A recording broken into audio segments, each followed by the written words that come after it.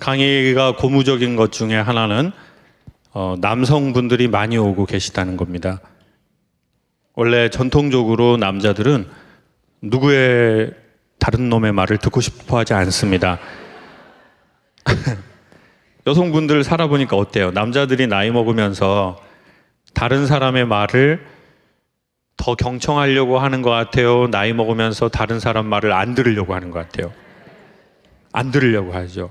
여러분 말은 들으려고 해요? 안 들으려고 해요? 안 들으려고 하죠. 제가 봐도 듣고 싶지 않아요.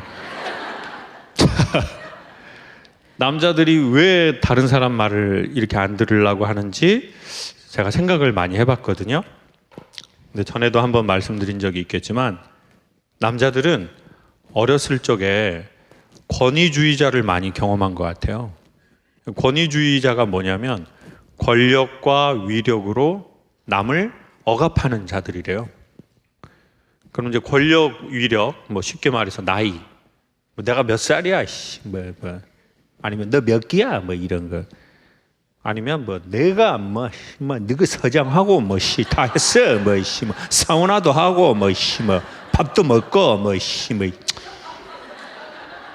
남자들 사이엔 그런 게 있거든요. 그러니까 남자들 사이에서 어떻게 해야 관계가 빨리 친해지는 줄 아세요? 서열이 빨리 정리가 돼야 빨리 친해져요. 그리고는 그냥 제가 동생이면 형님 그냥 저 말 편안하게 하십시오. 저 그냥 형님이라고 하겠습니다. 이제 그러면 그래 아이씨다 그럼 말 놔도 되지. 이제 그러면 관계가 빨리 정리가 돼요. 근데 여자분들은 상대적으로 서열 정리가 그렇게 중요하지 않거든요. 특수한 경우가 아니고 나서 여자들은 처음 보는 사람하고도 이렇게 많이 친해지더라고요. 제가 되게 놀란 게 콘서트를 하면서 여자분 두 분이 엄청 얘기를 많이 하더라고요. 그래서 제가 같이 오셨어요? 그랬더니 오늘 처음 만났대요. 전 속으로 뭔 짓이야? 라고 생각을 했거든요.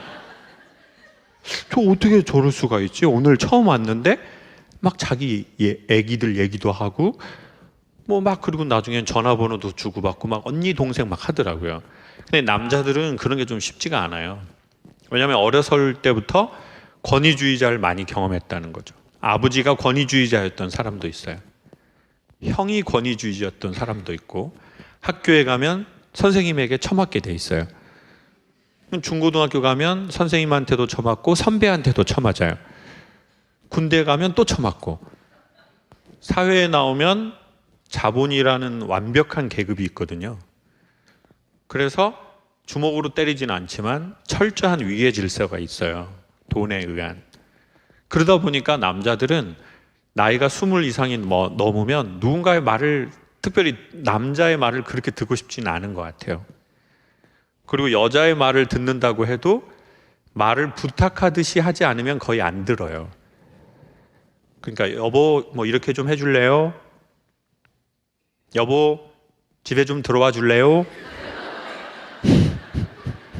여보 저도 에르메스 사줘요. 사줘요보다 사줄 수 있어요? 그러면은 이제 속으로 더 생각할 거예요. 근데 야 나도 사고 싶어. 그러면 이제 남자들이 속으로 왜 명령을 해? 그러면 자기도 뭔가 핑계를 대거나 힘으로 밀어붙이려고 하는 경우가 있어요. 이거 여성분들 꿀팁입니다. 여러분 얻어내고 싶은 게 있으면 어떻게 하는 게 좋다고요? 부탁. 근데 말투도 중요해요. 사주실래요? 그따구로 하면은 이제 기분이 안 좋겠죠. 사줄 수 있어요? 나 이거 조금 그런데 좀 해줄 수 있을까요? 그리고 하고 나면 꼭 고맙다고 하시면 돼요. 이렇게 고마워 이렇게 이렇게 되게 해줘서 내가 너무 그 피드백을 하면 또 남자분들 제 얘기 좀 일리 있어요 없어요? 봐봐요. 이 억울한 말도 들어봤죠 지금 있어요. 좀 그렇게 해주라 나 진짜 억울해. 근데 이제 최악은 뭐예요? 명령으로 요구하고 받았는데 인정하는 피드백이 없는 경우. 근데 작은 거라도 이렇게 선물했는데 너무 고맙습니다. 이거 해서 너무 이렇게 너무 이렇게 기분이 좋아요. 그러면 이제 남자들은 보통 더 하려고 하거든요. 왜냐하면 권위주의자를 많이 경험했을수록 명령을 싫어한대요. 이렇게 명령하고 지시하고 이러는 거. 근데 지금 이제 남자분들이 점점 이렇게 많이 오잖아요. 그러면 왜 온다고 생각해요, 여러분? 저 10년 전에 이런 토크쇼 할 때 남자분들 거의 안 왔거든요. 아니면 와서도 안 들어왔어요. 그럼 밖에 있어, 밖에. 밖에서 이렇게.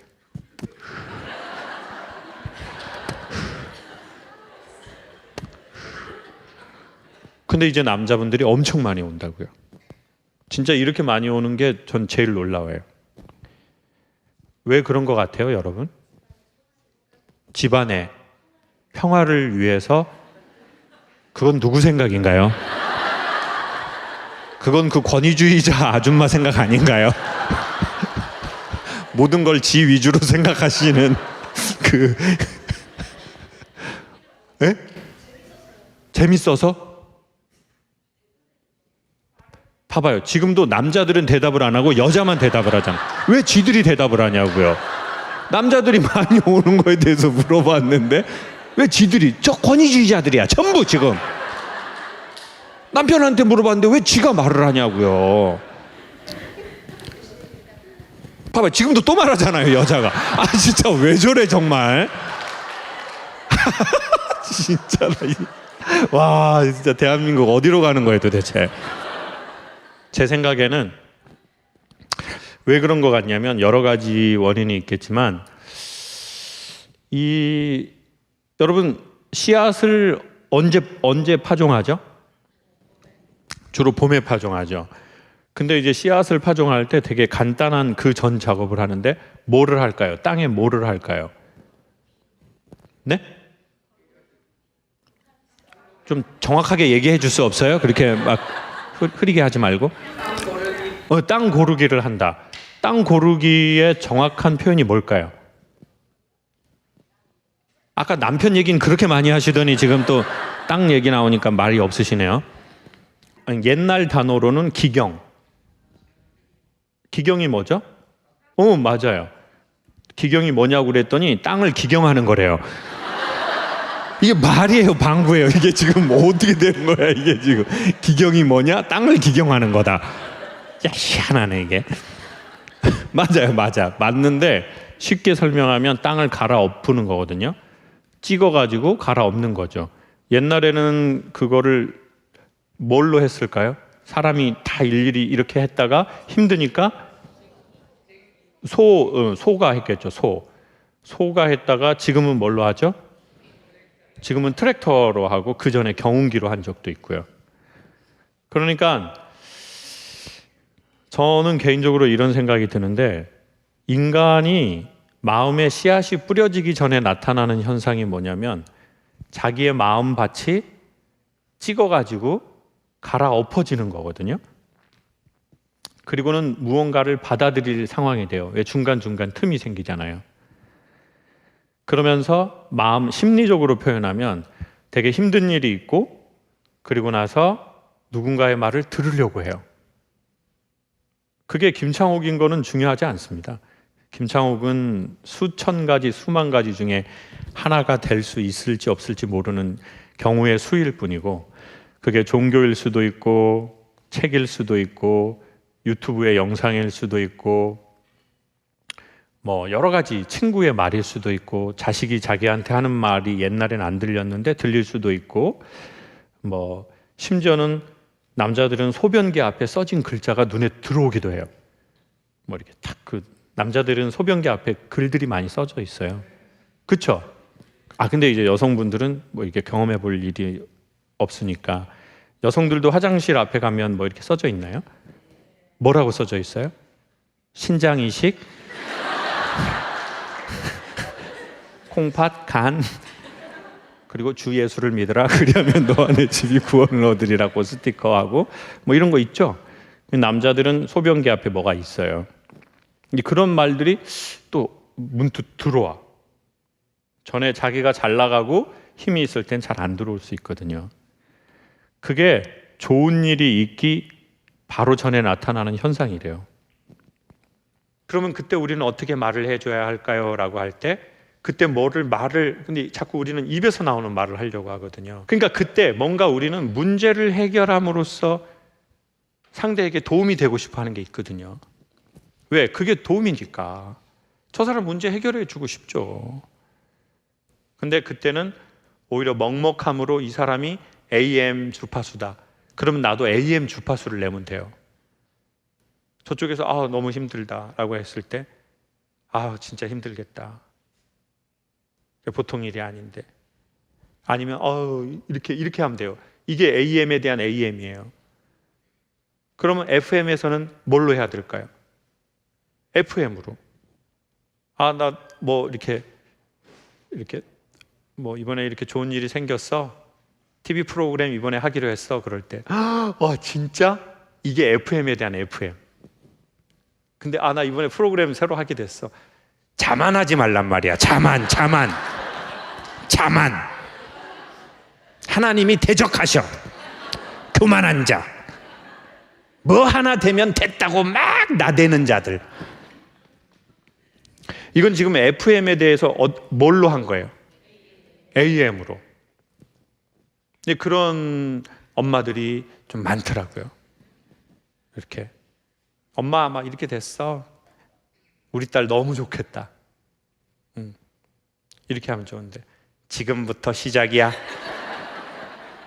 됐다고 생각하는 게 제일 위험한 거야. 방심하고.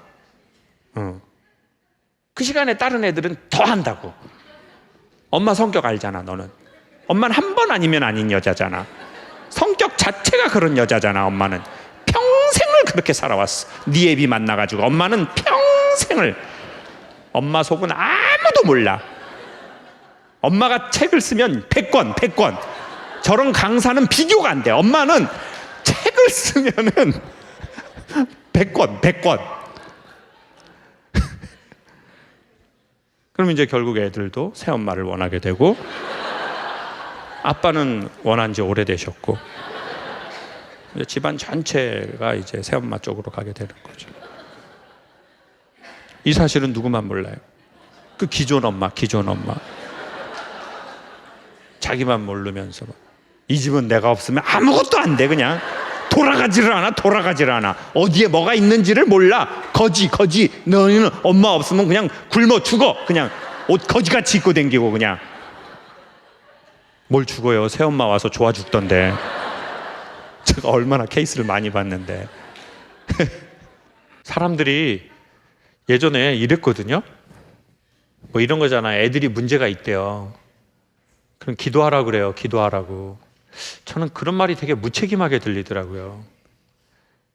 정말 너무 원론적인 말 한다. 애들이 문제가 생겼대요. 기도하래요. 근데 제가 올해 40이 되면서 느끼는 거는요.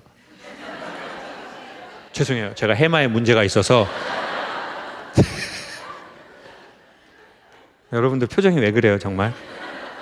지금 순간 어떻게 한 줄 알아요? 이 새끼가 아주 저게 나이를 잊어먹고 지랄이네 저거. 제가 50이 되면서 좋은 게 몇 가지가 있는데, 50이 되면서 제가 배운 조그마한 사실은, 왜 자녀에게 문제가 있으면 엄마나 아빠가 기도를 해야 되냐면, 그 기도를 하면 어떤 절대자가 자녀를 뿅 하고 바꿔주기 이전에 진심으로 기도를 한다면, 정말 좋은 기도를 한다면 엄마 마음에 아빠 마음에 뭐가 찾아와요? 평화가 찾아와요. 내가 너무 내 아이에 대해서 욕심이었구나.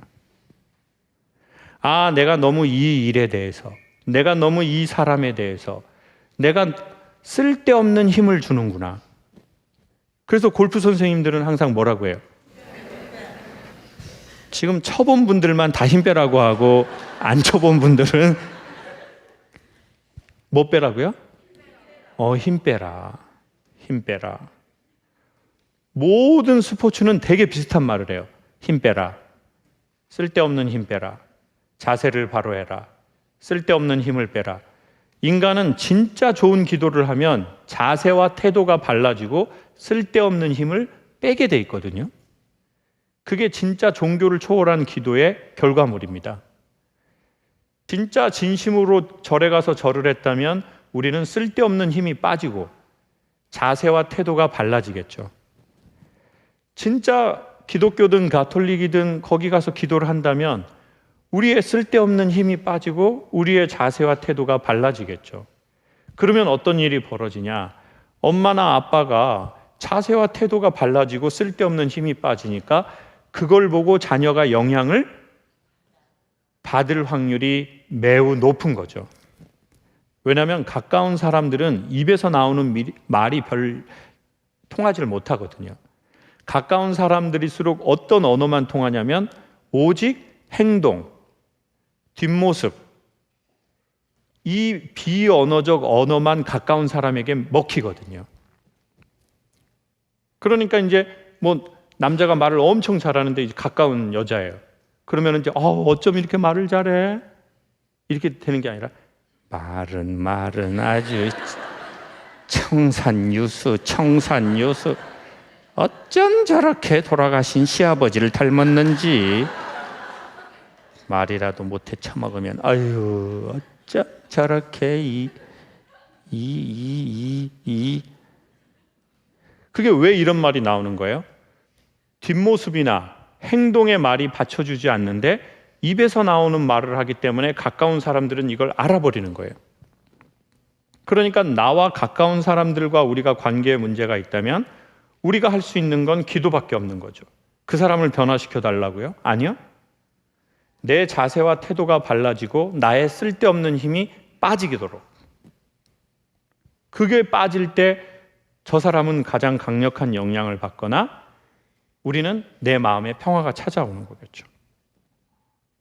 그러니 너무 원론적인 말이지만 관계에 문제가 있다면 제일 먼저 해야 할 것은 네? 제가 10분을 얘기를 했는데 이 결론이 안 나요? 여러분 때문에 제 해마가 손상이 되는 것 같아요. 했던 말도 하고 여기가 무슨 대성학원이에요? 좀 제가 뇌가 아프면 좀 도와줘야지. 제가 계속 얘기를 하는데도 여러분도 지금 안정이 필요한 것 같아요. 아까 말씀드렸잖아요. 문제가 생기면 제일 먼저 해야 할 것은 기도죠. 기도. 저 사람을 변화시켜 주세요라고 하는 기도가 아니라 내 자세가 바로 되게 도와주고 내 쓸데없는 힘이 빠졌을 때 저 사람이 가장 강력한 영향을 받는다는 거예요. 가까운 사람이면 더더군다나. 그러니 기도는 상당히 실질적인 활동인 거죠. 근데 기도를 어떻게 하느냐가 중요하겠죠. 자기의 뜻을 관찰시키려고 기도하는 기도가 있거든요. 막 힘들면 또 하나님한테 딜하는 사람이 있어. 예, 압니다. 예, 하나님 알아요. 저번에 약속 안 지킨 거 압니다. 그렇지만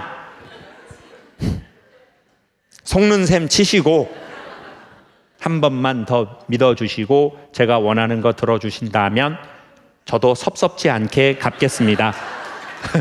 저도 그렇게 모난 년은 아닙니다. 그래서 뭔가 더 센 거를 제시하겠죠. 만약 나의 필요한 걸 들어준다면 나도 하겠다. 뭐 이런 식으로요. 이거는 뭐 우리가 할 수 있지만 이런 식으로의 기도를 어느 종교에 가서 반복해서 하는 것은 근본적인 이 문제는 아니라고 생각하거든요. 그렇잖아요. 그러면 우리 안에는 또 그런 문제들이 생길 거 아니겠어요. 그러면 우리는 그때 또 절대자와 협상을 하려고 하겠죠. 그리고 절대자를 협상하고 또 자기 뜻대로 안 되면 또 협박. 하나님 진짜 이러시면 진짜 좋지 못해요 진짜. 그렇게 또 절대자를 협박도 했다가 또 구슬로도 받다가 또 회유도 해봤다가 또 뭐 물건 주면서 협상도 해봤다가 이게 어떻게 기도냐는 거예요.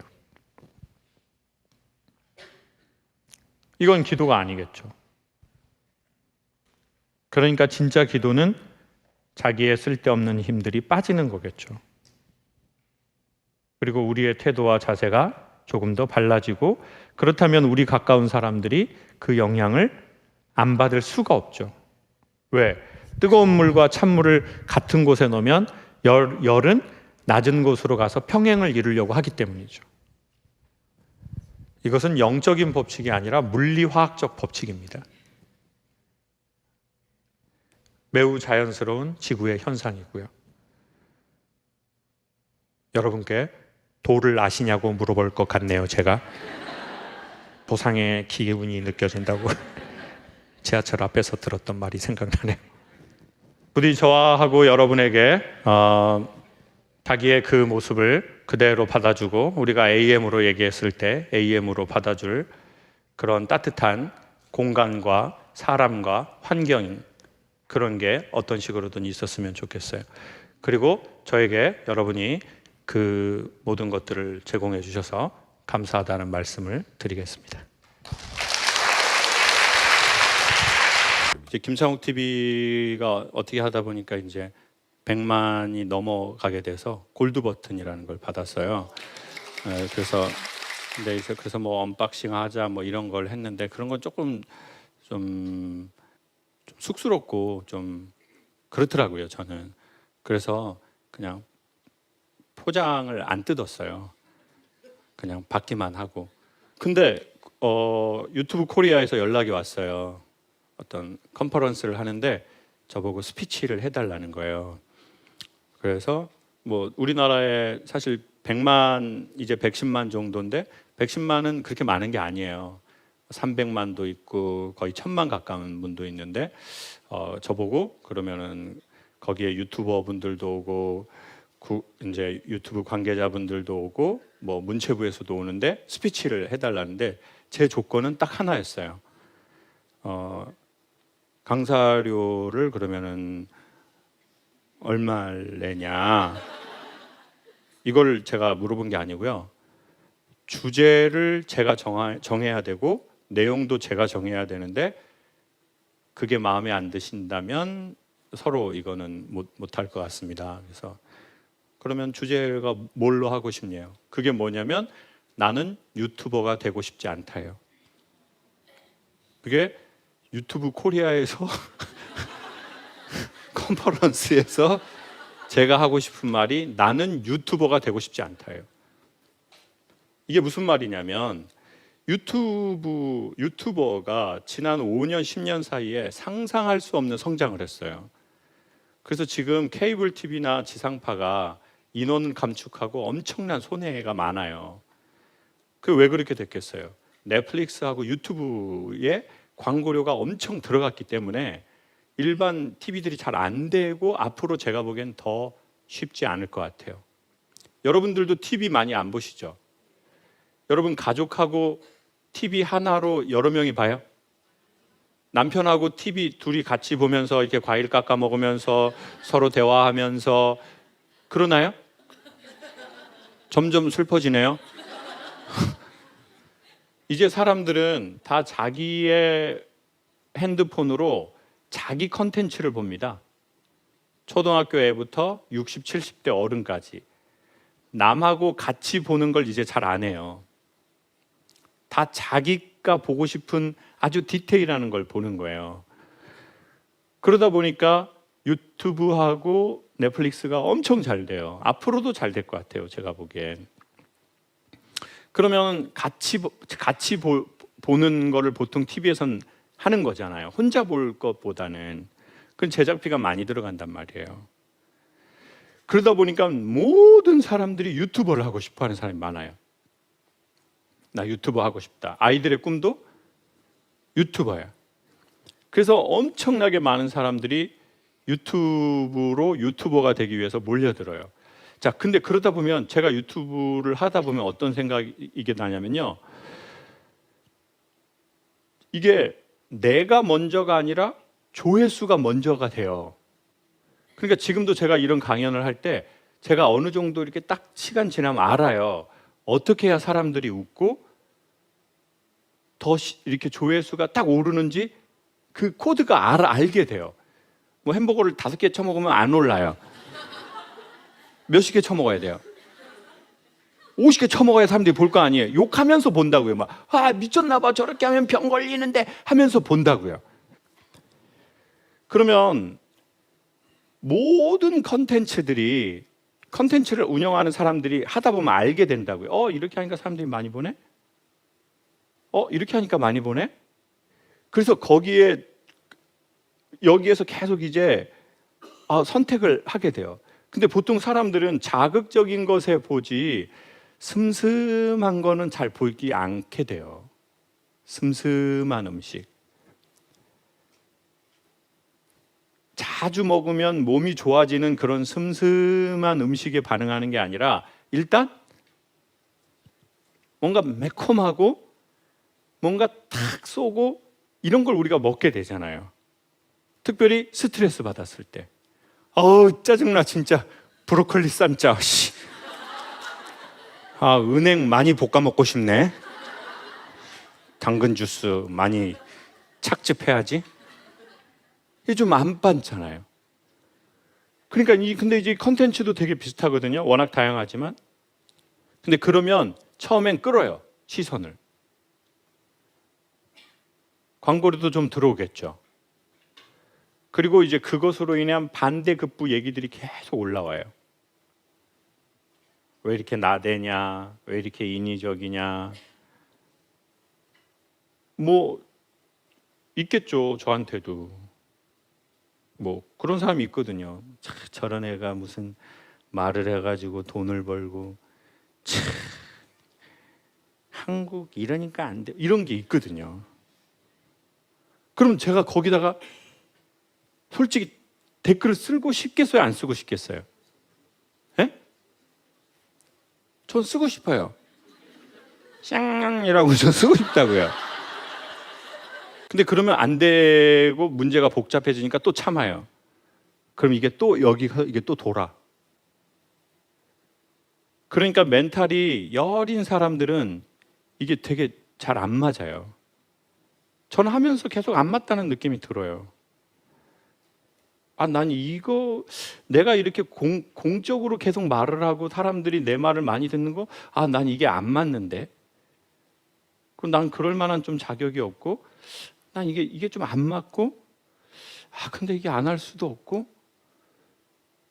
그리고는 이제 막 주식 그거 보듯이 막 그걸 본다고요. 관리자 모드로 들어가서 광고료 얼마 들어왔나, 뭐 조회수 얼마 올랐나. 근데 그게 처음에는 되게 기쁘다가 나중에는 이게 스트레스야. 안 볼 수가 없어. 볼 때 이렇게 봐요. 그리고는 어느 날 내가 이 유튜브에 광고료가 들어오는 것이 내 메인이 되면 내가 얘한테 매이는 느낌이야. 그러니까 그런 소울을 가진 인간들이라면 그 방식으로 해서는 이게 절대 건강해질 수가 없어요. 그럼 유튜버가 되면 안 돼요. 그럼 누가 돼야 되냐? 자기의 이름이 돼야 되죠. 선생님의 이름은? 저는 안유나입니다. 유나예요. 유나. 네. 무슨 뜻이에요? 유자가? 유리처럼 맑게 자라나라는 뜻으로 만들어졌어요. 그건 부모님이 우리 유나 자매님 유나 씨에게 네. 유나 씨에게 붙여준 거잖아요. 네. 맞아요. 유리처럼 맑게 자라라. 이건 부모의 소망이었어요. 이제 나이가 20이 넘었으니까 내 소망을 내가 정해야 될 나이가 온 거죠. 난 내 인생이 어떻게 사라졌으면 좋겠지? 내가 바라보는 가치관은 뭐야? 난 어떻게 살고 싶어? 왜냐하면 우리는 되게 우주의 주체적 존재이기 때문에 신이 그것을 각각 개인에게 부여를 했거든요. 넌 어떻게 살고 싶어? 넌 어떤 방식으로 존재하고 싶어? 네가 바라보는 건 뭐야? 넌 뭘 소망하니? 넌 뭘 사랑해? 넌 뭐를 위해서 너의 돈과 시간과 때로는 십자가에 달리는 고통을 받으면서까지 네가 사랑하는 너의 사랑이 뭐야? 그게 your name. Your name. 너의 이름이 되어라. 그러면 유튜브는 나의 이름이 되는데 도움을 주는 플랫폼이에요. 왜? 스테이지와 런웨이가 있어야 내가 해볼 거 아니에요. 실수도 해보고 실패도 해보고 조율도 해보고. 그러니 유튜버가 되지 마시고 본인의 이름이 되어라.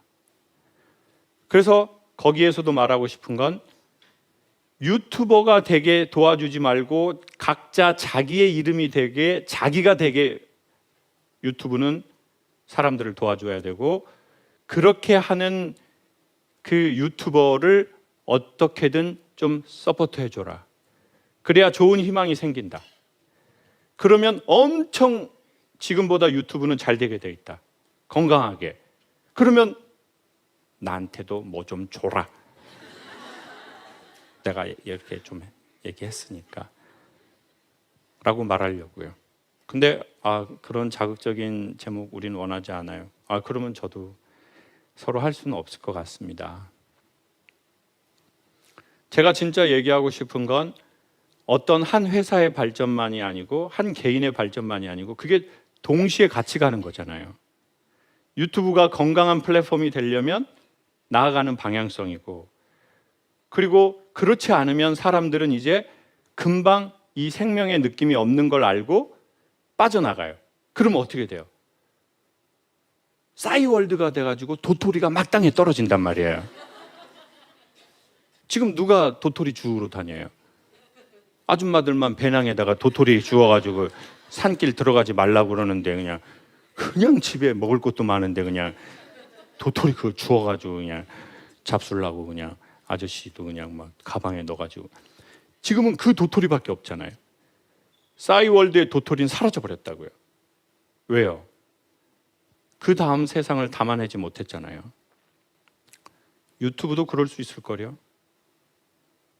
그러니 제가 선생님한테 추천드리는 건 선생님의 이름이 되어라. 크리에이터가 되지 마라.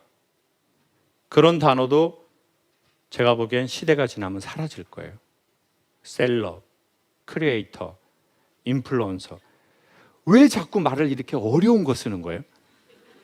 아파트 이름 뭐 아데나 루체. 그거 다 시어머니 못 찾아오게 하려고 그러는 거 아니에요? 모를 줄 알아요? 시골에서 반찬 많이 해가지고 왔는데 그러니까 각자 우리의 이름이 되자. 우리의 이름이 되자. 당신의 이름은 무엇이냐? 산은 산이고 물은 물이다. 저는 그렇게 해석하고 싶어요. 산은 산이고 물은 물이다. 너의 이름은 무엇이냐? 너의 소망은 무엇이냐?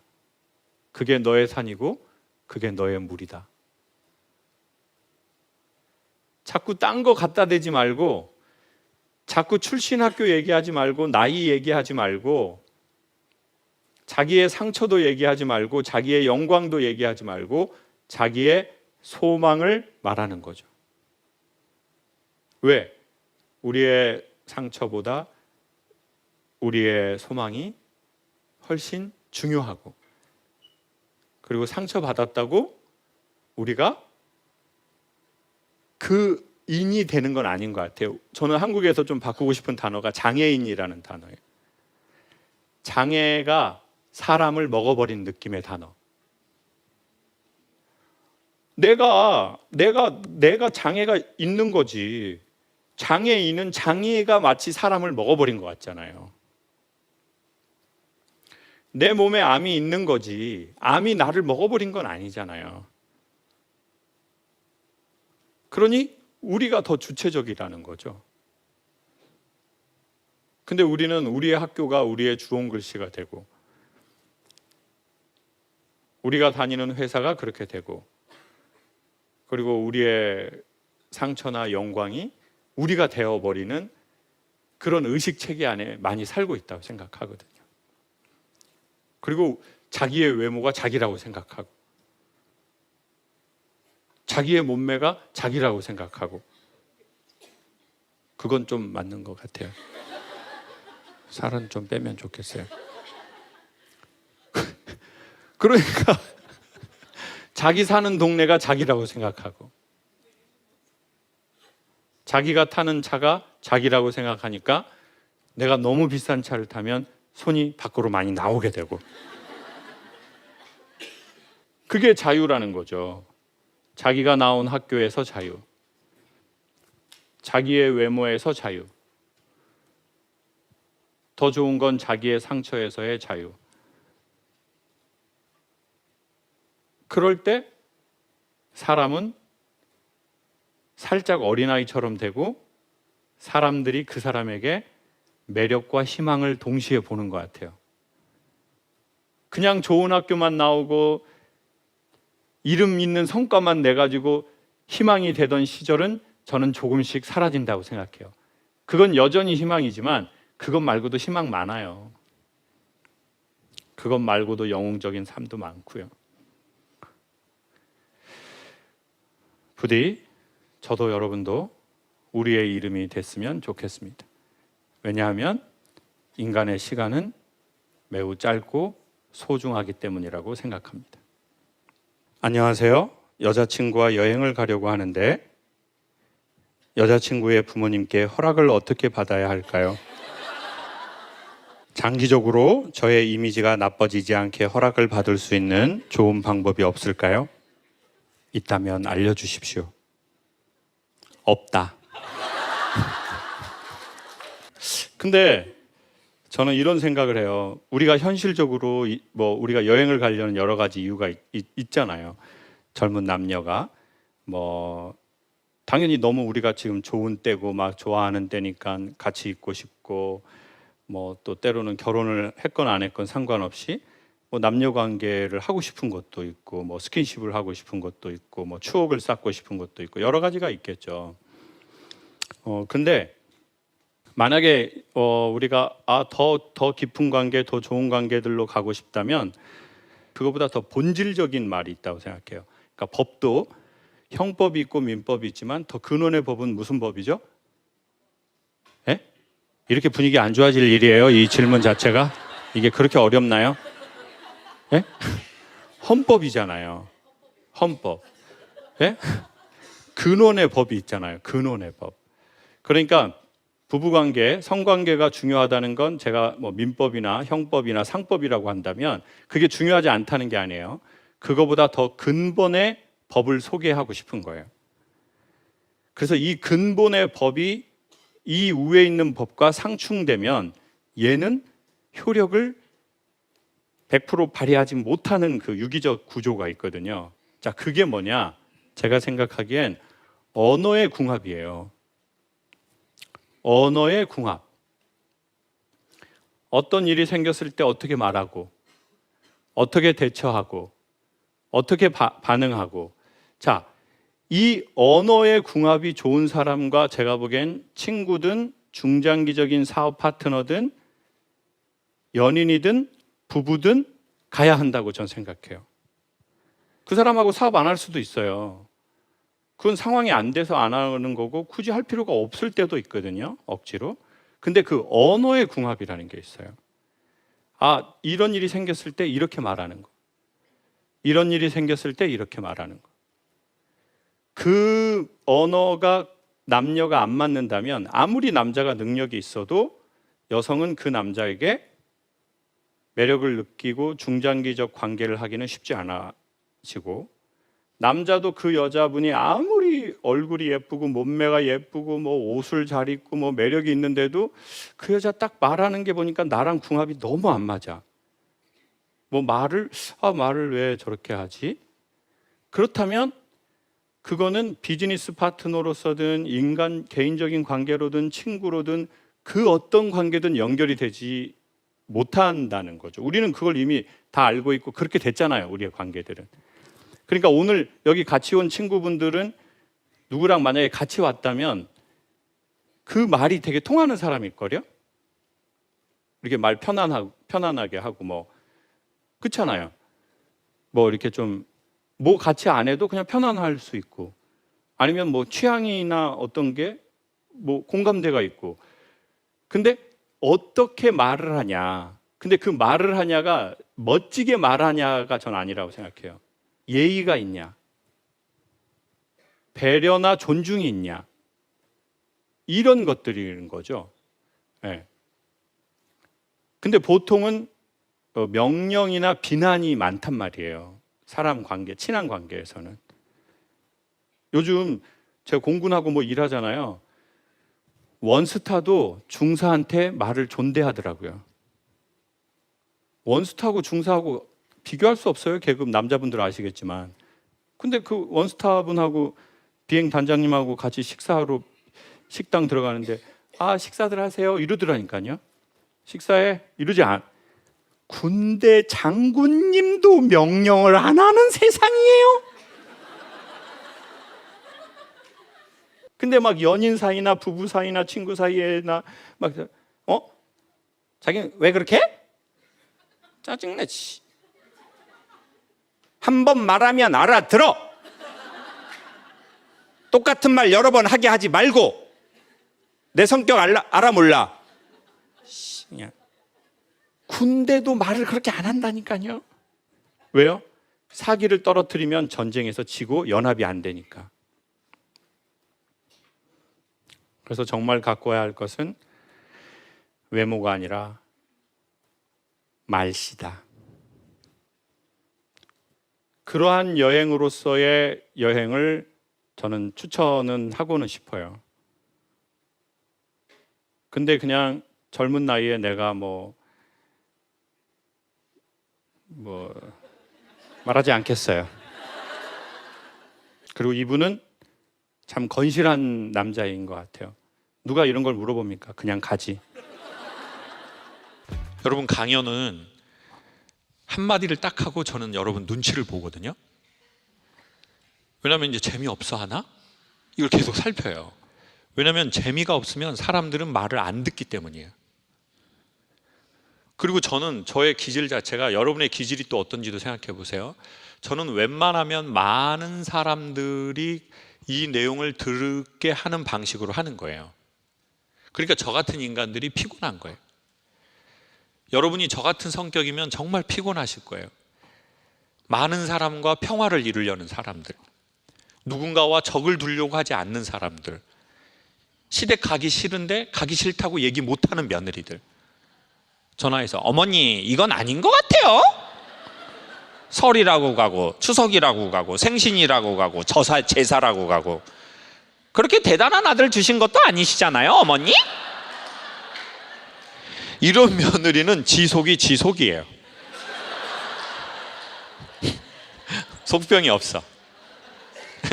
그냥 시어머니만 뒤지게 돼 있어요. 그냥. 또 그런 못된 며느리가 들어온 집 시어머니는 대부분 착해요. 요즘 애들이 많이 달라졌구나 며느리야.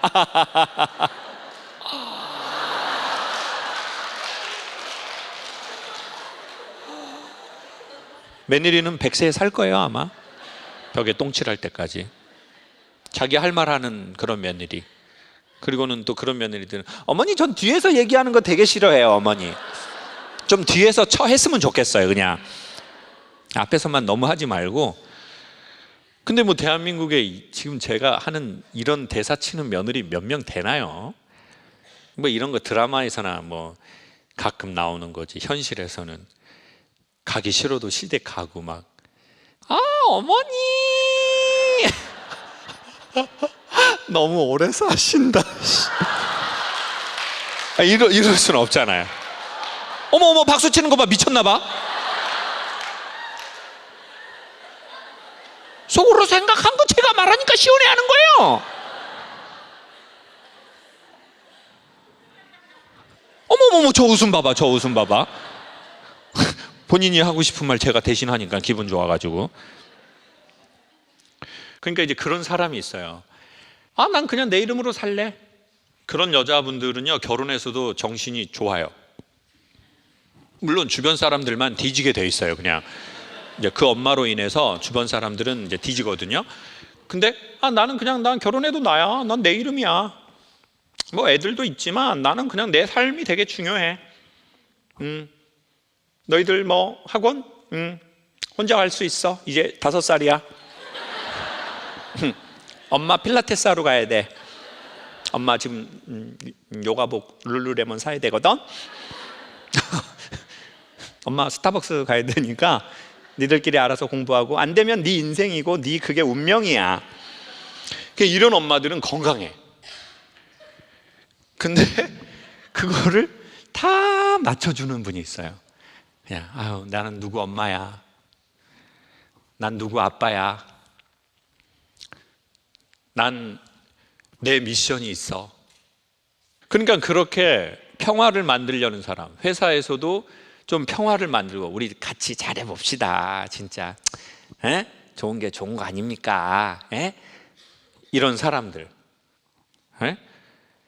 그런 사람들이 눈치를 많이 본다고요. 상황을 살피고, 그리고 이쪽으로 좀 넘어갔으면 이쪽으로 가서 자기가 맞추려고 하고, 이쪽으로 넘어갔으면 또 내가 이렇게 하려고 하고. 그러니까 그런 모임하고 집에 들어오면 어떻게 돼요? 피곤해. 별로 한 것도 없는 것 같은데 피곤해. 그러면 배가 고프다는 느낌이 들어. 그러면 또 뭘 시켜서 또 먹어. 그래가지고 또 몸이 장난꾸러기가 돼. 그럼 또 친한 언니 만나서 언니 많이 쪘지, 많이 쪘지, 많이 쪘지. 쪘다고요. 빼라고요. 그리고 택배 또 계속 시키고, 핸드폰으로 택배. 집에 맨날 택배 오고. 그러면 남편이 뭘 이렇게 맨날 택배가 오냐 자기야. 싸서 샀어 오빠, 싸서. 내 거 아무것도 없어. 전부 애들 거, 오빠 거, 집에 거야. 내가 이런 거 네 나이 먹고 오빠한테 허락을 받아야 돼? 정말 짜증나 씨. 그냥 이렇게 방울뱀 소리 또 내고. 그러니까 남편은 거실에서 그 텔레비전 나는 자연인이다 보다 잠들고 막 행복합니다. 뱀이 없습니다 여기는. 다 비슷하게 살더라고요. 제가 오늘 오신 남자분들한테 여쭙고 싶은데, 강사님 저는 와이프나 여자친구가 오자고 해서 온 거 아니에요. 제가 오고 싶어서 왔고 제가 오자고 해서 제 일행 데리고 온 거예요 라고 하시는 남자분 손 들어보세요. 이분들은 갱년기 전후라고 봐야 돼요.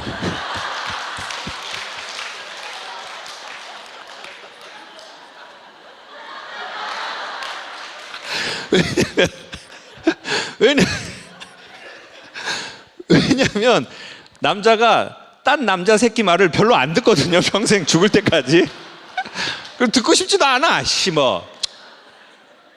그럼 왜 그런지 전 어느 날 생각해 보니까, 남자가 어렸을 적에 권위주의자를 너무 경험한 거예요. 이거 너무 중요한 내용인데요. 권위주의는 누구냐면 권력과 위력으로 남을 누르는 사람이에요. 내가 몇 살이야? 내 지위가 뭐야? 나 아버지야. 내가 선생이고, 내가 너희 선배고, 이 새끼야 임마. 나 너희 서장하고 이 새끼야 임마. 다 했어. 사우나도 하고 밥도 먹고 이 새끼야. 그러니까 이제 대화 자체가 안 돼. 진짜 대화 자체가 솔직히 아버지하고는 새 아빠가 필요하다. 진짜 새 아빠. 대화 자체가 안 돼. 그러면 엄청나게 꽉 막힌 느낌을 느껴요. 숨이 안 쉬어지는 느낌. 그러니까 나이 먹고 내가 성인이 됐다고 느끼는데 뭐하러 다른 사람 말을 들으려고 하겠어요? 안 들으려고 하지. 그래가지고 이제 마음을 열려고 하면 술 없이는 안 되잖아요. 그럼 술 3병 먹으면 마음 열려버려요. 정신은 없어져 버려? 마음 열라고 하다 정신이 나가버렸어? 술 먹고 비둘기 밥 주러 가고 그러다 암이나 걸리고 너무 불쌍해요. 너무 불쌍해. 그리고 오기 싫었는데 와이프나 여자친구분이 여기 오자고 해서 오신 남자분들은 진짜 어려운 발걸음을 한 거예요. 2-3시간을 딴 새끼 말을 듣는다는 게 어렵거든요. 그러면 같이 오자고 한 그 와이프나 여자친구를 얼마나 사랑하는지, 얼마나 두려워하는지 알겠죠? 두려움. 귀신은 안 무서워. 근데 그 여자는 두려움.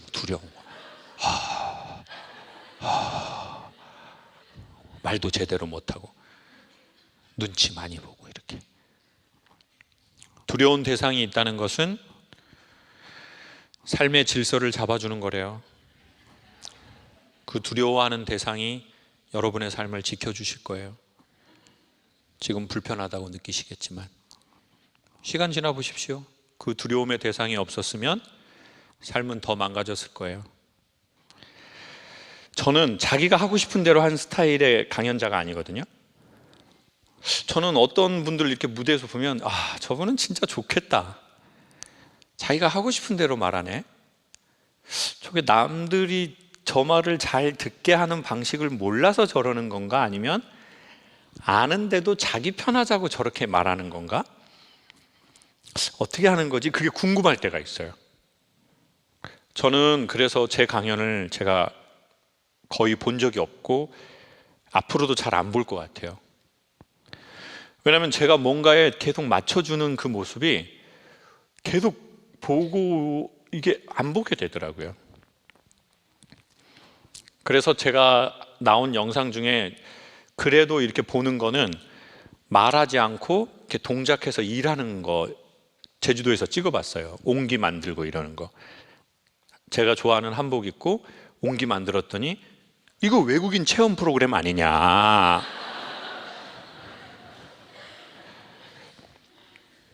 그때 수염도 그냥 다 길렀어요. 보통 수염을 기를 때 볼에 좀 안 좋게 나면 거기는 제거하고 나는 데만 멋있게 기르려고 하는데 그때는 그냥 나는 대로 다 내버려뒀어요. 머리도 그냥 다 기르고 염색도 안 하고, 그리고는 그냥 내가 좋아하는 것만 하는 걸 딱 영상을, 제가 첫 영상을 보는데 저는 순간 눈물이 나더라고요. 내가 누군가에게 이렇게 보이려고. 두 번째는 전 누군가에게 이렇게 보이고 싶은 인물은 아니고요.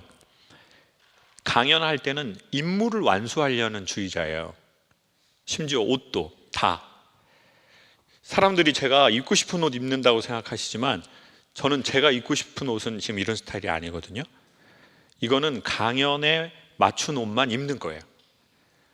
전 시계도 하고 싶거든요. 그 시계 안 하잖아요. 사람들이 이렇게 할 때 제 시계만 볼까 봐. 그러면 강연에 방해될까 봐. 저 같은 사람들이 있더라고요.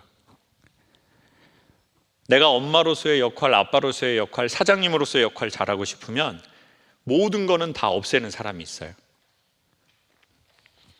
근데 그런 사람들 때문에 세상은, 가정은 성장하고 아이들은 크는데 어느 날 이상한 거예요. 어느 날 나한테 강박이 있는 걸 발견한 거예요. 너무 빡빡해. 우리는 왜 그렇게 됐죠? 저는 왜 그렇게 됐는지 생각해 봤어요. 내가 실수할 때 받아줄 사람이 없는 거예요. 여러분, 강연은요, 이거 저 혼자 하잖아요. 연기하고 좀 다르거든요. 연기를 저 사람이 딱 했을 때 내가 좀 받아주고 내가 하면 저 사람이 받아주고 나 좀 쉴 때 있거든요. 근데 이거는 제가 계속 끊임없이 말을 해야 돼요. 처음부터 이 일을 한 거잖아요. 그리고 처음에 여러분처럼 이렇게 지지해주는 사람 앞에서 한 게 아니라 회사에서 했거든요. 남자들 공장에 가가지고 계속 막 이런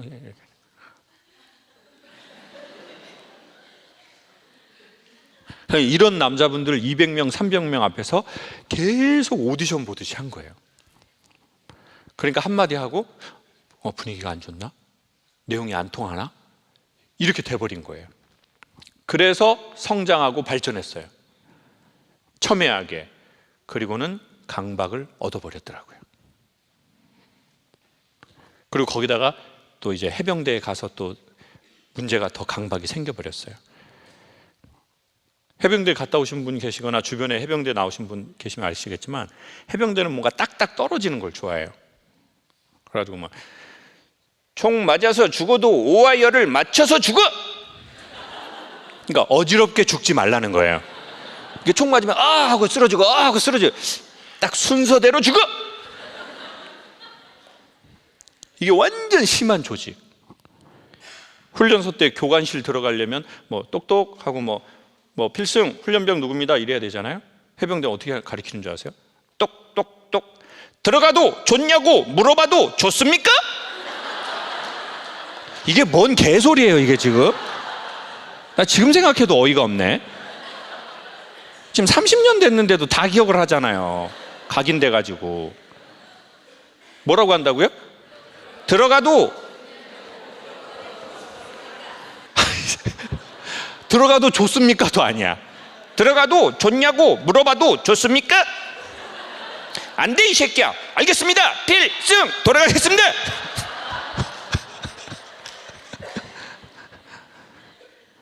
그러니까 모든 일상에 그 강박이 딱 있더라고요. 그래서 제가 차랑 오토바이 같은 걸 좋아하는데 그러면 빈티지 오토바이를 사요. 500만 원 주고 사서 1000만 원을 줘서 고쳐요. 고쳐야 될 게 많거든요. 네. 그리고는 막 고쳐.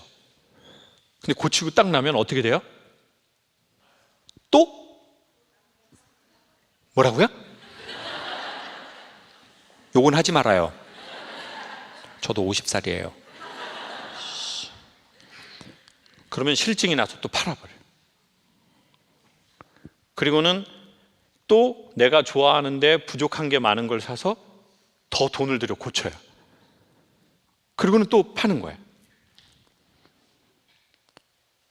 사회복지상가예요? 왜 이러나 봤거든요. 그리고는 깔끔하지 않고 완벽하지 않으면 딱 허용을 못 해주겠더라고요. 그리고 중고차 관심 있는 분 저한테 연락 주실래요? 제가 진짜 좀 싸게 드리도록 할게요. 근데 이거를 샀는데 이 차가 너무 마음에 들었는데 450인가 500을 주고 샀는데 거기에 옛날에 충청도의 어느 지방에서 이걸 갖고 무슨 봉사단 같은 걸 하셨나 봐요. 스티커를 붙였는데 그래서 천사봉사단이에요. 근데 이 스티커를 떼니까 그 자국이 차에 남아 있더라고요. 천사봉사단이라고. 딱 보니까 이제 예전 이게 발동되니까 아씨 이거 도색하는데 이것도 차값 450 들었는데 전체 도색 3, 400인데 이거 천사 지우는데 400을 써야 되나? 어떡하지 이거? 그 실내도 고칠 게 한두 개가 아니에요. 근데 순간 놀라운 일이 벌어졌어요. 그 차가 저한테 이렇게 말을 거는 것 같은 거예요. 넌 내가 만만하냐? 딱 이렇게 묻는 것 같은 거예요. 근데 순간 놀랍게 난 네가 만만해서 좋아. 이번엔 이 차를 고치지 않겠어. 도색도 하고 싶지 않고 실내도 고치지 않겠어. 거기 시트를 보면은요, 제가 시트 사진 이 강연 나갈 때 영상 찍어서 보내드릴게요. 에버랜드 사파리에서 곰이 의자에 앉았다 곰 털이 이렇게 묻어가지고 이렇게 막 시트가 뜯기고 장난이 아니에요. 근데 순간 만만해서 좋네 이런 생각이 드는 거예요. 태어나서 처음으로. 상처받을 때 이렇게 말하잖아요. 넌 내가 만만하냐? 만만하지? 아주 알로 보이지? 이러잖아요. 그리고 우리는 넌 내가 만만하냐? 라고 할 때는 언제 말하냐면 싸울 때 하고 헤어질 때 그 말을 해요. 내가 그렇게 만만해 보여? 자기는? 그냥 막 오냐 하니까 막 그냥 한없이 기어 오르지 막 이렇게 말하는데 그래 내가 이제는 만만한 걸 허용하네. 그래 운행에 이상이 없으면 고칠 게 있는 이 느낌으로 가자. 최종적으로 인간이 어떻게 살면서 항상 정도로 가고 항상 하얗게 살겠어요. 그렇게 남 계속 판단하다가 자기 안에 불의를 발견하면 자기가 못 견디는 거예요. 그래서 자기 목숨 버려버리는 거예요.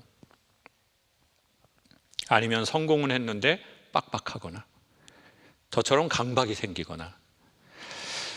전 그래서 그 차를 팔지 않고 좀 오래 타보려고요. 이렇게 해서 이 차 가격이 올라간다면 팔 마음은 있어요. 저도 그냥 먹고 살 수는 없잖아요. 그래서 그 차가 저 너무 좋아요. 저한테 이렇게 말하는 것 같아서.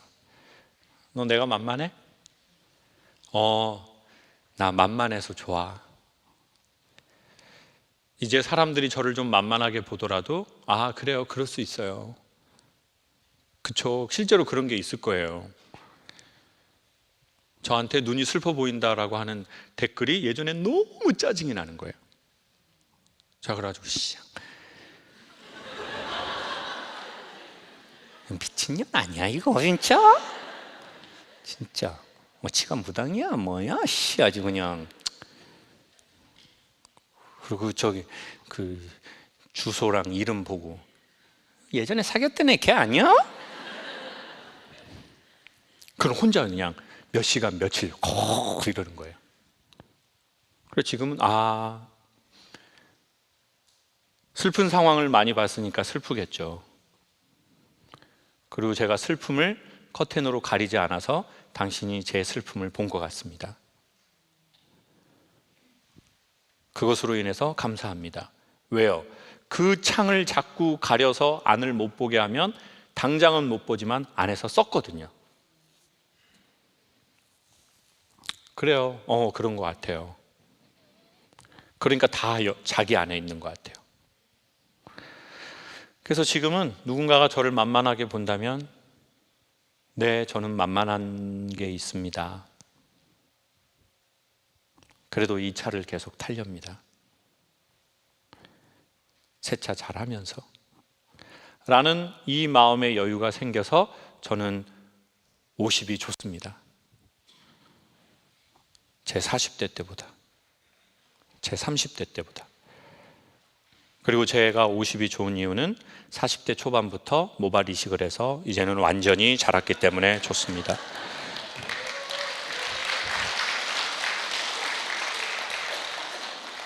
박수가 다 기분이 좋지는 않다라는 느낌을 처음 받네요. 여러분, 언젠가는 우리에게 그런 날이 왔으면 좋겠습니다. 강박에서 벗어나서 누가 우리를 만만하게 보거나 내가 내 자신을 만만하게 봐도 그래, 만만해도 괜찮다. 만만해도 같이 가자. 그 마음의 여유가 찾아오면 제가 보기에는 훨씬 편안하고 매력적인 인간이 되어갈 것 같아요. 제가 앞으로 전과는 조금 다른 새로운 삶을 살 것 같아요. 요즘에 최고의 대한민국의 전 세계적 이슈 중에 하나가 있는데, 과학계 LK 77이에요? 99, 99래요. LK 99인데 이제 초전도체가 이게 만약에 한국의 뭐 과학자들이 이거 되면 뭐 세상 난리 난다, 지금 엄청난 대혁명이 벌어질 거라고 하고 있어요. 근데 LK 99가 이제 초전도체잖아요. 그러면 이렇게 상온에서도 물건을 떠가지고 이걸 이제 이동하는데 여기서 핵심이 뭐냐면 저항값이 없다는 거예요. 그러니까 무슨 말이냐면 저희가 어떤 물건을 이쪽으로 옮기려고 할 때 저항을 할 거 아니겠어요? 무거우니까.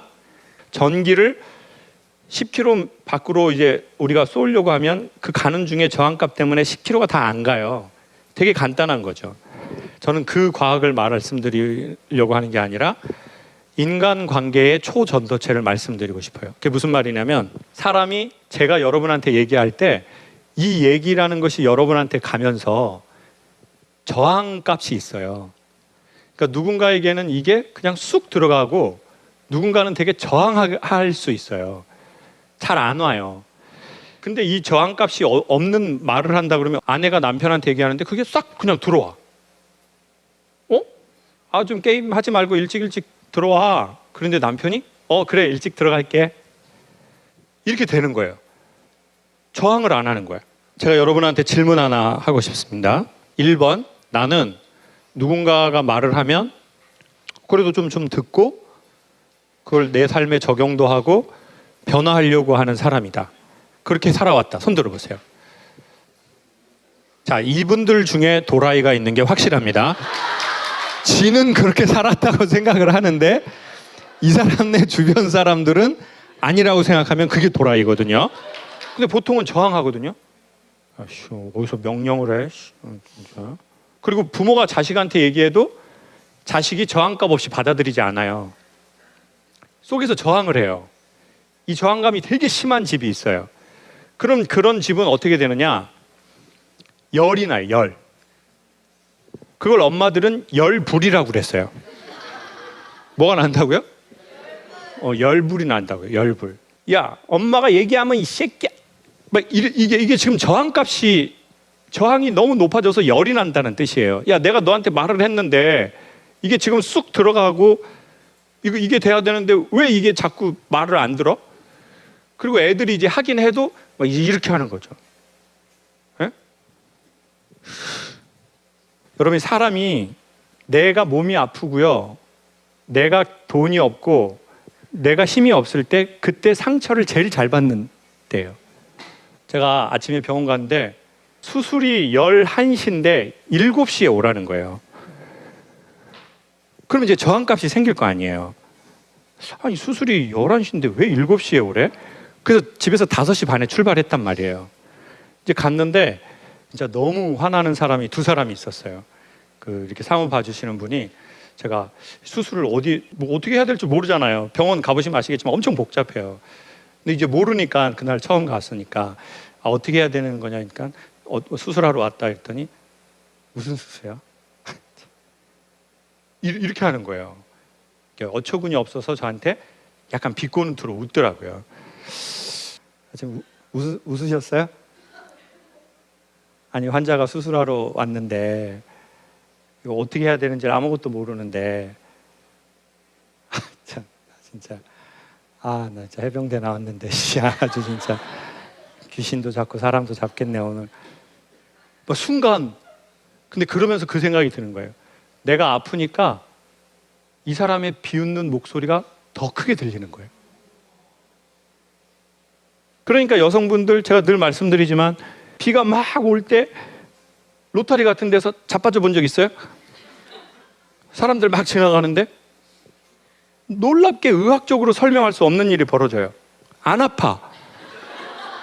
왜? 인간은 쪽팔리면 아프지가 않아요. 그게 의학적 구조야. 너무 심하게 자빠졌는데 안 아파. 사람들이 많이 보니까 벌떡 일어나 버려. 집이 이쪽인데 반대쪽으로 가게 돼.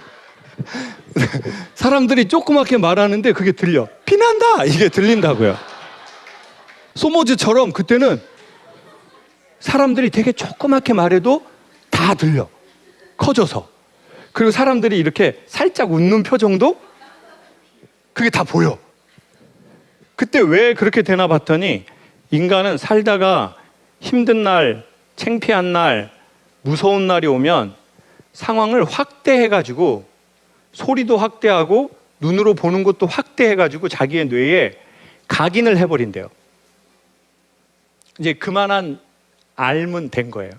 창호가 저 사람이 웃긴 웃었는데 지금 네가 너무 아프고 힘드니까 그 웃음소리가 크게 들린 거야. 그리고 이제 이 사람이 이제 뭐 가라는 대로 진짜 비웃었어요. 결국은 이제 찾아서 이렇게 했는데 또 희한하게 영화처럼 이때부터 만난 사람들은 너무 친절하게 해주는 거예요. 여기 그러셨어요? 여기서 조금만 기다리시고요. 이렇게 하시면 됩니다. 그리고 이제 선생님이 이제 오셨어요. 그러면서 선생님이 이렇게 정말 너무 웃으시면서 선생님 이거 이제 1시간이나 2시간이면 끝나고요. 너무 걱정하지 마세요. 결과들 좋게 나오게 최선을 다할게요. 그러다가 이제 가시다가 다시 또 근데 제가 이렇게 뭘 오래 못 듣는 스타일인데 그 강사님 그 강의 몰아보기 2시간짜리가 있는데 나 2시간 다 듣고 잤잖아요. 어쩜 그렇게 탤런트가 진짜. 네, 잘해드릴게요. 걱정하지 마세요. 그러니까 이제 수술하기 전에 환자를 안심시키려고 그러시는 건지 아니면 진심으로 뭐 또 피드백을 말하신 건지 모르겠지만 어쨌든 사실 사람이 수술방 들어가기 전에 제일 공포스럽거든요. 수술실 들어가 보신 분은 아시겠지만 이렇게 누워서 이렇게 이 알루미늄 거기에 들어가고 수술실 들어가잖아요. 이 천정에 막 엄청난 조명하고 막 그리고 되게 추워요. 냉기가 있고 그리고는 이제 뭐 이렇게 가스로 넣어가지고 이렇게 할 때 막 이게 막 그 공포가 약간 공황처럼 나타나더라고요. 근데 뭐 사람들 말하는 소리도 막 들리고 그러니까 이제 자기가 힘드니까 나한테 안 좋게 한 것도 너무 크게 들리고 나한테 조금만 친절을 베풀어도 내가 너무 힘든 상황이니까 너무 크게 들리는 거예요. 우리가 힘들 때는 위기예요. 위험한 기회. 위험하지만 기회.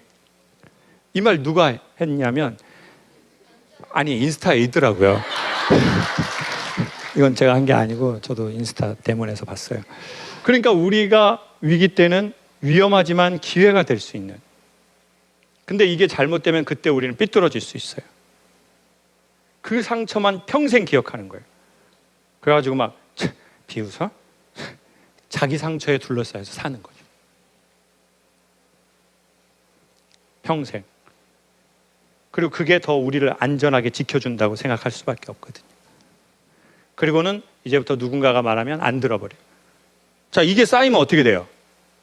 몇 개 중에 하나를 해요. 1번 터져요. 2번 불이 나버려요. 누군가가 말했는데 똑같은 말인데도 저항값이 너무 많아. 나중에는 이 저항값이 너무 많아서 불도 나고 폭발도 하고 싱크홀처럼 밑으로 콱 꺼져버리기도 하고 아니면 억울하니까 보상을 받고 싶어요. 내가 이때까지 너무 억울하게 참고 살았거든요. 그러면 제일 많이 해주는 보상이 뭐예요? 가까운 게 있고 먼 게 있는데 사람들이 나 정말 힘들게 살고 참고 살았을수록 우리가 제일 많이 받고 싶은 건 여행 가고 싶어 하는 거예요. 떠나고 싶어 하는 거예요. 여행 가고 싶죠? 어디로 가고 싶어요? 아무도 없는 곳이요? 사람들도 선생님이 없어졌으면 좋아할 것 같아요. 왠지 느낌에 서로. 그러니까 저는 요즘에 선생님처럼 어디로 여행 가고 싶어 그러면 남태평양 섬 같은 데 있잖아요. 그냥 원주민들 몇 분만 살고 관광지 아닌 곳. 거기에서 코코넛 이렇게 먹고 사는 가재 큰 거. 그거 잡아가지고 그냥 숯불 같은 거에 이렇게 구워가지고 그거나 먹고 이렇게 그냥 떨어지는 노을이나 이렇게 보고 전 그렇게 있고 싶더라고요. 우리는 왜 사람들 없는 데 가고 싶을까요? 사람한테 지쳤거나 쉬고 싶거나 그러겠죠. 근데 문제는 뭐예요? 자기의 취향을 모르니까 보상으로 여행 500만 원짜리 갔다가 인천공항 도착해서 물건 찾으면서 집이 제일 좋다, 집이 제일 좋다 이렇게 하고 있는 거예요. 우리 모든 인간의 영혼의 구조는 큰 거에 반응하는 게 아니야. 자기 영혼의 디테일한 그 지점이 있어요. 그 혈점, 스팟이 있어요. 거기서 우리는 느낀다는 거예요. 뭘 느껴요? 의미와 흥미를 느끼는 거예요. 내가 어떤 거에 의미를 느끼지? 난 어떤 게 흥미롭지? 그게 사람마다 그 스팟이 다 달라요. 내가 되게 흥미로워하는 지점, 내가 되게 의미 있어 하는 지점이 있어요. 인간은 그 지점을 섬세하게 터치해 줄 때 자기의 생명으로 가는 모든 문들이 열려요. 근데 우리가 그 자기의 스팟을 모르는 거예요. 내가 의미를 느끼는 지점, 내가 흥미를 느끼는 지점. 그러니까 뭐가 생겼어요? 저항값이 올라가 버린 거예요. 그 사람이 나한테 말하는 거에 대해서. 그래서 이 초전도체라는 것은 이게 막 세상에 새로 나온 것 같은데 아니에요. 원래 초전도체가 있었어요. 근데 그게 아마 영하 200도 그리고 중력의 뭐 10,000배인가? 어마어마한 그거를 줬을 때 그 현상이 나타나는데 거기 어떻게 그게 살아요? 영하 200도에서 인간이 살 수 없는 데에서 그거 되면 뭐예요? 근데 이게 상온에서 그냥 이 압력에서 LK99가 나왔다고 뭐 막 어쩌고저쩌고 하는 거죠. 전 그걸 근데 소통의 관계로 생각하게 되더라고요. 얘기를 했는데 이 얘기가 사람들이 저항감 없이 들어가는 거예요. 부모가 자식에게, 연인끼리, 내가 리더십을 발휘하거나 내가 영업을 하는 데에서. 그렇다면 어마어마한 삶의 일들이 벌어지거든요. 그 사람이 영업을 하면 영업의 신이 되는 거고, 그 사람이 리더십을 발휘한다면 최고의 리더십이 되는 거고, 그 사람이 엄마가 된다면 그 엄마 때문에 자식들은 너무 잘 되고, 그런 아빠가 오신다면, 초전도체 같은 아빠가 오신다면 집이 너무너무 좋은 거야. 왜? 저항값 없이 샥샥샥샥 이렇게 되는 거야. 그냥 거의 유토피아 같은 세상이 온다는 거예요. 인간관계로 말한다면 영업도 잘 되고 서비스도 잘하고. 근데 어떻게 하면 그렇게 될 수 있는지를 제가 좀 알게 된 것 같은 거예요. 자, 얘기해 볼게요. 여러분, 상대적으로 제 강연이 사람들이 여러 번 보셨잖아요. 전체 누적이 3억 뷰더라고요. 그러니까 상대적으로 저항값이 없으니까 사람들이 본 거예요.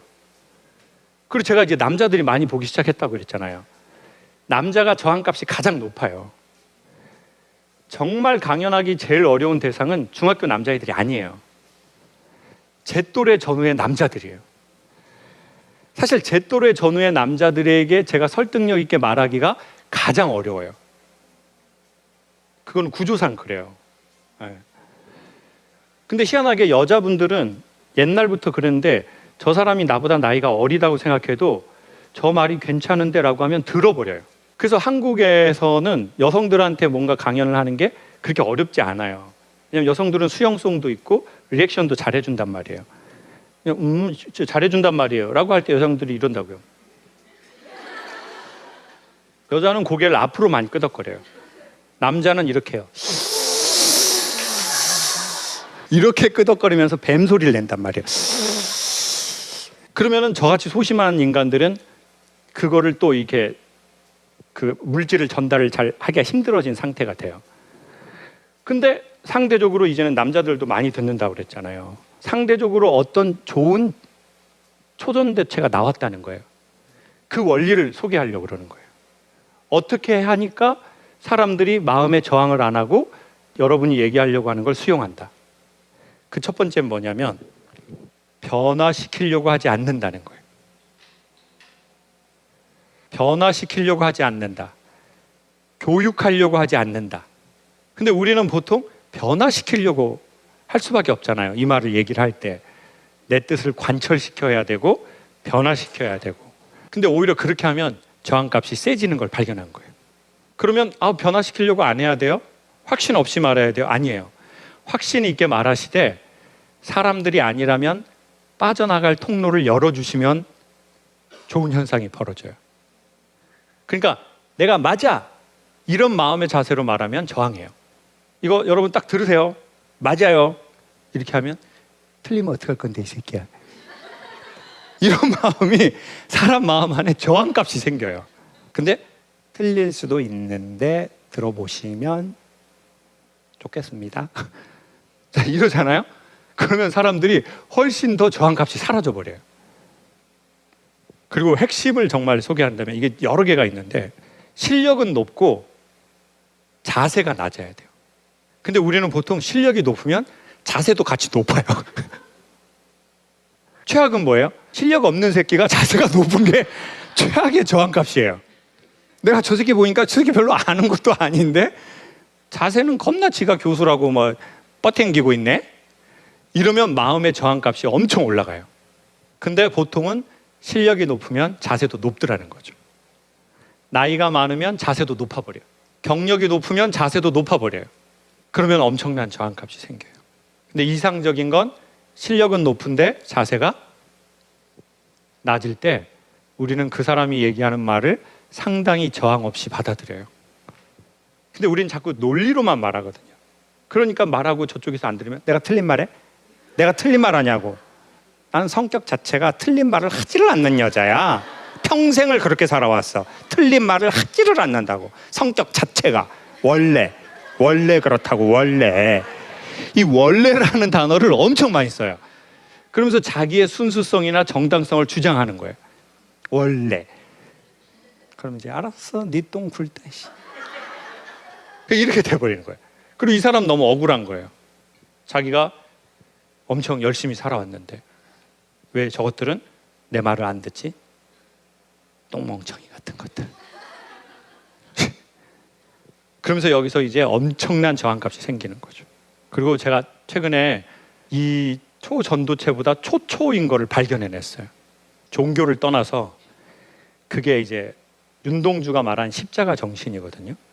십자가 정신이라는 건 뭐냐면 십자군 전쟁할 때 사람들이 십자가 믿는 사람하고 이 모슬림하고 싸워가지고 서로 엄청 오래 죽였거든요.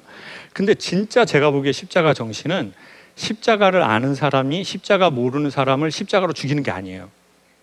진짜 십자가 정신은 십자가를 안다는 사람이 십자가를 모르는 사람을 위해서 자기가 십자가에 달려 죽는 게 십자가 정신이에요. 그때 초 현상이 벌어져요. 나중에 여러분이 어떤 어려운 상황에 처했을 때요. 김창욱이 매번 강연을 할 때 누군가를 위로하고 그랬는데 어머, 김창욱이 알고 보니까 자기 강연 듣는 사람들을 위해서 그 사람이 심장을 이식해 줬대. 아니, 생각은 해야 돼요. 이게 지금 하려고 하는 건 아니고, 그러니까 예를 들어 for example, 예를 들어서 제가 일면식도 없는데 그냥 김창욱 강연 듣고 그런 사람을 위해서 자기 그거를 심장 기증해주고 자기는 1년 동안 강의도 못하고 그냥 쉬었대. 자, 그걸 우리가 예를 들어 그런 일이 있다는 걸 알게 됐을 때 어떻게 되겠어요? 그 사람의 얘기가 다시 들리는 거예요. 네. 이런 사람이 누구예요? 이태석 신부님이라고요. 그 이태석 신부님이 자기가 뭐라고 한 줄 아세요? 그 아프리카 사람들한테, 수단 사람들한테 나는 여기에 선교하러 온 사람이 아니라고 그랬어요. 선교사가. 그 뭐라는 줄 아세요? 나 여기 이 마을에 이사 온 사람이라고 했어요. 그러니까 나 그냥 그렇게 대해주라는 거예요. 아니, 선교사가 나 여기 선교하러 오지 않았다. 그게 아까 첫 마디 그 말이잖아요. 변화시키려고 하지 않는다. 교육하려고 하지 않는다. 가르치려고 하지 않는다. 근데 왜 그 말을 할 수 있겠어요? 자기가 엄청 자신이 있으니까.